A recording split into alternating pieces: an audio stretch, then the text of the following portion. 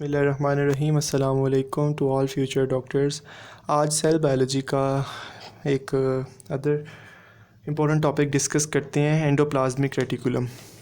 तो पहले तो एंडोप्लाज्मिक रेटिकुलम के वर्ड पे गौर करते हैं कि इसका लिटरल मीनिंग क्या होगा। एक सेकंड में ज़रा कैमरा जूम करते हैं। एंडो मतलब इनसाइड, प्लाज्मिक मतलब साइटोप्लाज्म के अंदर, और रेटिकुलम कहते हैं network of tubes. Endoplasmic reticulum cell के अंदर साइटोप्लाज्म में नेटवर्क्स का एक ट्यूब्यूल, एक सिस्टम, इसको कहते हैं एंडोप्लाज्मिक रेटिकुलम। तो ये देखें, ये मैंने ना ड्रॉ किया है एक न्यूक्लियर, पूरा न्यूक्लियस। ये हो गया न्यूक्लियस के अंदर उसका coloured portion nucleolus.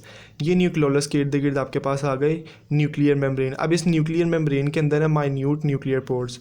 In nuclear pores से आगे एक्सटेंशन निकलती हैं ट्यूब्यूल्स की, जिनको आप कहते हैं एंडोप्लाज्मिक रेटिकुलम। अच्छा, अब इस एंडोप्लाज्मिक रेटिकुलम का एक और नाम भी होता है, एक और नाम से इसको जाना जाता है, इर्गेस्टोप्लाज्म। इर्गेस्टोप्लाज्म, एंडोप्लाज्मिक रेटिकुलम को इर्गेस्टोप्लाज्म के नाम से भी जाना जाता है। अब एक सेल का सरफेस एरिया और एंडोप्लाज्मिक रेटिकुलम का सरफेस एरिया अगर कंपेयर किया जाए तो सेल के सरफेस एरिया से ये 30 to 40 टाइम्स ज़्यादा होता है। अच्छा, अब बात कर लेते हैं एंडोप्लाज्मिक रेटिकुलम की सरफेस की बेस पे इसकी टाइप्स। तो इसकी दो बेसिक टाइप्स हैं।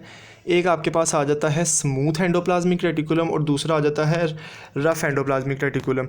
रफ़ एंडोप्लाज्मिक रेटिकुलम का दूसरा नाम होता है ग्रेन्यूलर एंडोप्लाज्मिक रेटिकुलम और स्मूथ का नाम होता है ए ग्रेन्यूलर एंडोप्लाज्मिक रेटिकुलम। अच्छा, अब रफ़ एंडोप्लाज्मिक रेटिकुलम को रफ़ क्यों कहते हैं? क्योंकि इसके ऊपर राइबोसोम्स डिस्पर्स हुए होते हैं।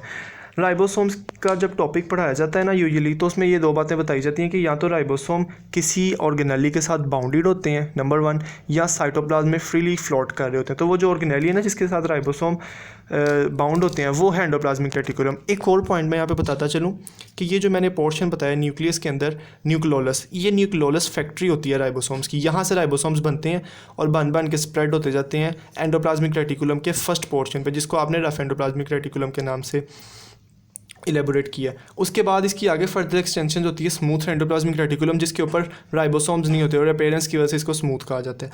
अब इन दोनों के फंक्शंस में ज़रा डिफ्रेंशिएट कर लेते हैं। Rough endoplasmic reticulum involves in synthesis of protein. अच्छा, चूँकि इसके ऊपर पड़े होते हैं न्यूमरस राइबोसोम्स के बारे में एक चीज़ मशहूर है कि ये है फैक्ट्री ऑफ प्रोटीन। तो जितनी प्रोटीन बन रही है वो राइबोसोम्स पे बन रही है। राइबोसोम्स कहाँ पे पड़े हुए हैं? रफ एंडोप्लाज्मिक रेटिकुलम पे। अच्छा, अब ये क्या करता है कि यहाँ से प्रोटीन बनाई जाता है, इस प्रोटीन को यहाँ से आगे ट्रांसफ़र करता है स्मूथ एंडोप्लाज्मिक रेटिकुलम पे।